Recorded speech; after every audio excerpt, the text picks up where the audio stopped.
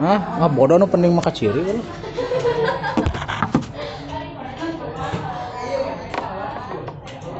Ya, oh siya murag.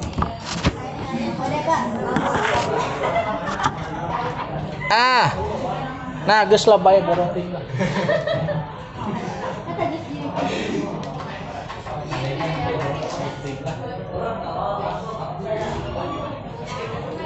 Ya biasa aja. Kayak gini namun batur mah mau nol itu stand gitu kan. Ya pada lagi datang. Oke, assalamualaikum warahmatullahi wabarakatuh. Waalaikumsalam warahmatullahi wabarakatuh. Kemarin kan kita tidak masuk ya karena kalian sedang show. Minggu kemarinnya sama keganggu ya kan. Nah baik, karena ini kalian sudah mencatat, Bapak jelaskan dulu sebentar. Kita akan membahas yang namanya kan eksekutif. Sebelum itu, Bapak akan jelaskan dulu di dunia ini ada yang namanya kekuasaan negara. Negara itu ada yang dibagi, ada yang dipisah. Kita berbicara pembagian kekuasaan. Jadi yang namanya pembagian kekuasaan negara itu rata-rata ini tidak sifatnya absolut ya. Kalau absolut, tahu? Absolut itu mutlak, itu wajib. Tapi ini tidak absolut ya. Kekuasaan negara rata-rata di dunia ini ada yang namanya kekuasaan legislatif, ada yang namanya eksekutif, ada yang namanya yudikatif. Ya. Legislatif itu yang di lembaga negara berdasarkan Undang-Undang Dasar kita itu ada yang namanya MPR, anggotanya adalah DPR. Tugas MPR, DPR, dan DPD intinya buat undang-undang. Intinya eksekutif kata lain itu dikenal dengan presiden di kita, atau secara umum dikenal dengan nama pemerintah. Ya. Tugasnya menjalankan undang yang menjalankan. Yudikatif itu adalah Mahkamah Agung dan Mahkamah Konstitusi. Tugasnya menegakkan undang-undang dan menindak pelanggaran atas undang. Kalau kalian remang-remang terhadap yudikatif,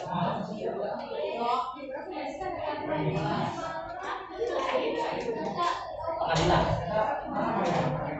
pengadilan, orang yang menghukum tidak bersalah, tidak bersalah, tuh mau nyekal palu inu kain, tapi kade taukan yang itu bisa menyebabkan hidup orang itu berubah drastis. Nah, sebelum ke eksekutif, kita lihat dulu negara di Indonesia dan itu dibagi. Kenapa dibagi? Karena ini gara-gara perkembangan dunia.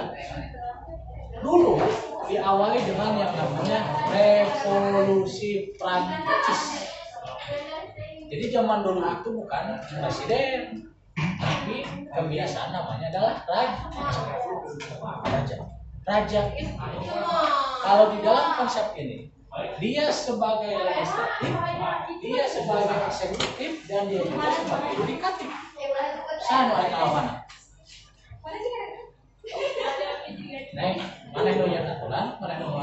kan mana anu menghukum. Siapa yang akan memprotes dia? Ya, itu so, cuman ya kan, karena kekuasaannya ada di satu tempat. Kenapa ini bisa ada tiga? Gara-gara kekuasaan di satu tempat, maka kebiasaan akan terjadi yang namanya abuse of power. Lain di abuse of power itu istilah dalam politik itu adalah penyelewengan kekuasaan. Jadi kekuasaannya itu semenang gara-gara apa? Kekuasaannya terpusat pada satu sehingga dia menganggap bahwa dirinya itu sangat kuat. Lahirlah perkembangan di dunia ini seperti ini. Karena dulu raja yang diaturkan, raja yang melaksanakan dan raja yang menghukumnya. Tiba-tiba karena kamu raja, ratunya yang megang wilayah MP misalkan, contoh di dia, kamu bikin aturan bahwa tidak boleh ada yang lebih, misalkan pakai lipstick ya, tidak boleh ada yang pakai lipstick merah selain kamu, yang lainnya tidak boleh. Misal, tiba-tiba ada yang pakai lipstick merah.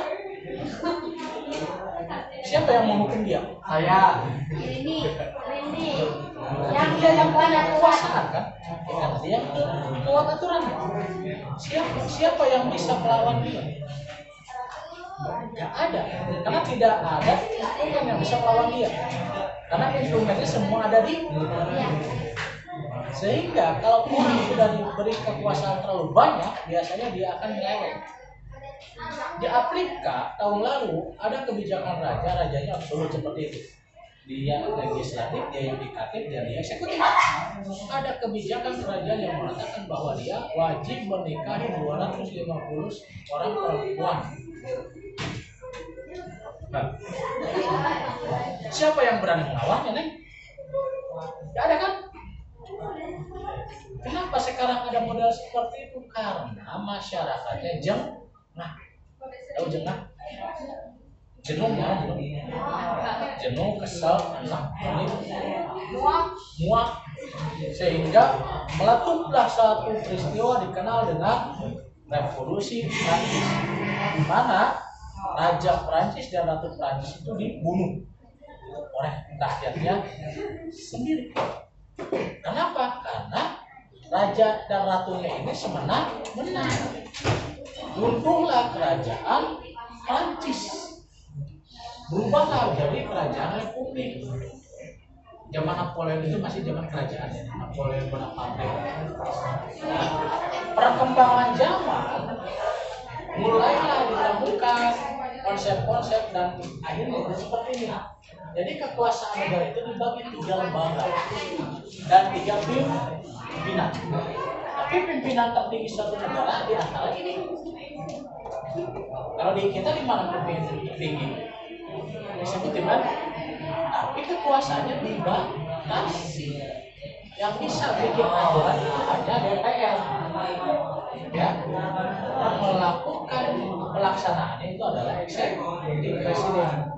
Dan bila ada penyelewengan oleh DPR dan eksekutif ditindak oleh yudikatif. Sekarang kita logikanya gini, menurut aturan dia, melaksanakan dia ketika salah dihukumnya oleh eksekutif sendiri. Logis gak? Itu kan seperti buah jeruk makan jeruk. Seperti iklan Nutrisari PKI kan pernah nipu jeruk minum jeruk kan? Karena di bapak geletik di zaman masih iklan jadul, tapi kayaknya rek minum jeruk bisa kan? Seperti itu. Kalau eksekutif menghukum eksekutif bisa saja terjadi yang namanya berat sebelah. Ya tanggung jawab ya misalkan di antara keluarga kamu yang melakukan kesalahan adalah misalkan di keluarga kamu, bapak mana sebagai hakim, apa dia akan adil? No, karena manusia punya yang namanya perasaan. Dia pasti akan berat Sebelah. Pasti seprofesional apapun kalau sudah masalah keluarga itu akan terganggu. Contohnya akan terganggu.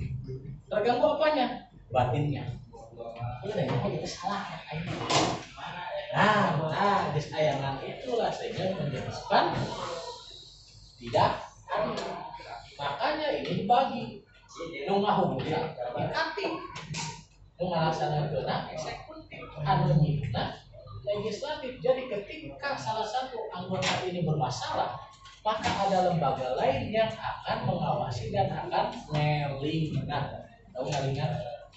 Tiba-tiba presiden membuat perpres bahwa presiden itu harus punya istri 10. Padahal tidak ada undang-undangnya. Presiden yang aturan-aturannya kan tidak bisa, ya, nggak bisa. Maka yang akan nyentengnya siapa? DPR dan Mahkamah Agung. Sehingga yang awalnya undang-undangnya akan dilaksanakan tiba-tiba tidak jadi. Contoh kasus yang di sekolah mah gampang. Sekolah anak Undang-Undang Kesehatan nomor 100 berapa lupa lagi. Salah satu poinnya mengatakan begini, akan diberikan bukan fasilitas ya, tapi akan diberikan yang namanya kontrasepsi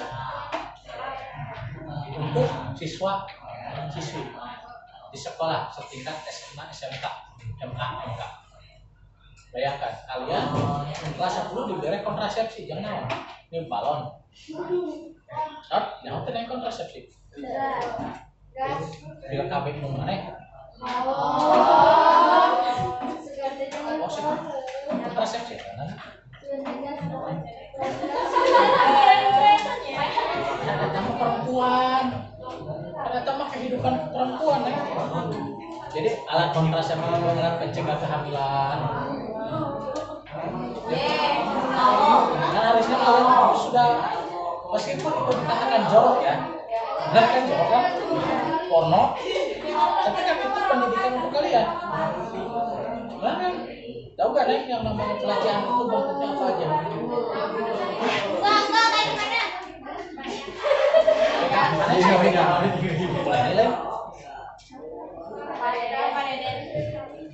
Pak Deden bagian dia kan jenis pelecehan misalkan salah lah kita produk.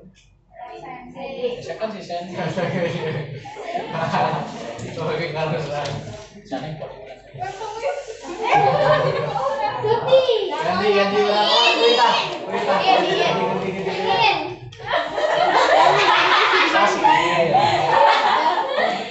Misalkan si sedikit ya. Mencoba sih gitu. Dengan tatapan yang seperti yang menerka. Nah, di dalam pelecehan seksual itu, di dalam 21 jenis pelecehan seksual itu termasuk pelecehan.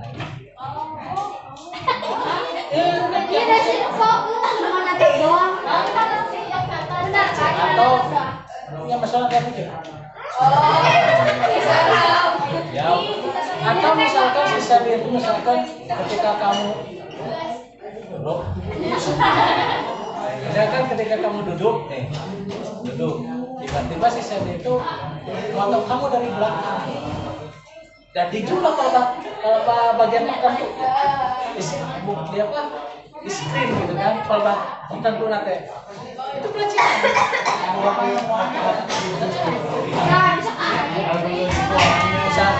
Misalkan Noel itu masuk pelecehan. Itu berlaku lawan jenis ataupun sesama.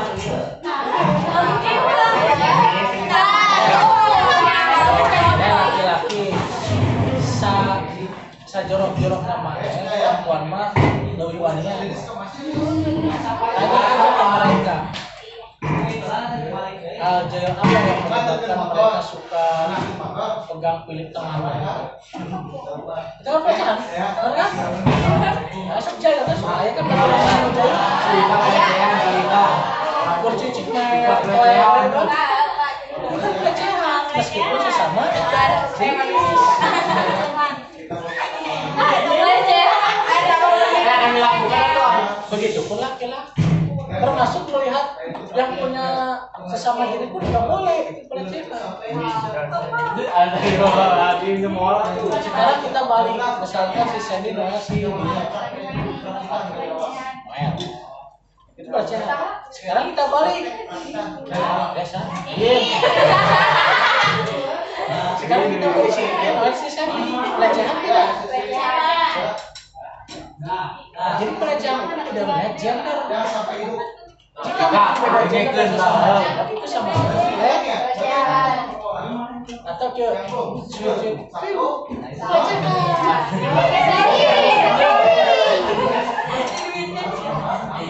ya. Jadi jenis pelecehan itu bukan serta merta kurci cimbuno digabung ditangkap. Ya, tapi banyak karena ini dibagi, maka ketika ada terjadi pelecehan lembaga ini maka lembaga lain kecuali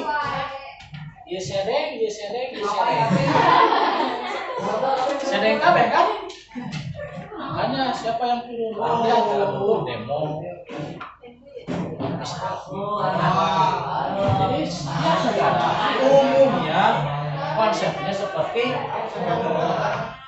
tapi di antara semua konsep legislatif, DPR itu opsional, MPR ini yang wajib, presiden wajib, MK atau MK siapa yang lebih wajib? Karena MA itu membawahi peradilan membawahi pengadilan. Yang ngetok palu hukum itu pengadilan. MK itu hanya sebatas undang-undang ini bertentangan dengan undang-undang itu doang. Tapi kalau MA itu kan hukuman. Itu. Jadi kalau tidak ada rasa kasih sayang terhadap masing-masing lembaga ya beda dengan Amerika itu bukan pembagian tapi pemisahan karena negaranya serikat bukan kesatuan, beda. Kesatuan sih serikat dengan kesatuan itu beda. Kalau serikat ini ada negara dulu, negara bikin satu negara pusat. Jadi negara-negaranya negara deui untuk melindungi negara yang kecil. Ada yang suka nonton One Piece. Saya nonton banyak. Ada yang nonton One Piece tahu kan? Konsepnya seperti One Piece. Kalau Naruto beda. Kerajaan ada yang namanya pemerintah dunia. Nah pemerintah dunia ini didapatkan sebagai serikat. Jadi yang membawahi jangka panjang. Kalau dalam konsep Naruto mah itu mirip sebetulnya. Tahu kan Naruto? Orang asap nonton di TV mal mulai kan dalam konsep Naruto itu dia ada negara, ada desa. Desa ini negara juga. Cuman bedanya kalau negara itu dipimpin oleh daimyo itu pemimpin daerah yang pemilik tanahnya. Kalau Hokage-nya itu pemilik desanya. Jadi di dalam negara api itu bukan hanya Konoha tapi banyak desa. Cuma yang ditampilkan itu doang. Jadi daimyo ini membawahi semua desa itu. Jadi konsepnya sama seperti serikat. Jadi ada negara dulu. Misalkan serikat OTKP. Ini negara OTKP 10, 11 negara OTKP 11 dan 15. Itu kan negara OTKP. Digabung jadi jurusan, namanya jurusan OTKP. Nah ini serikat. Tapi kalau kesatuan ada negara dulu. Baru provinsi, tidak ada negara bagian. Tapi kalau serikat negara dulu, baru ada negara serikat.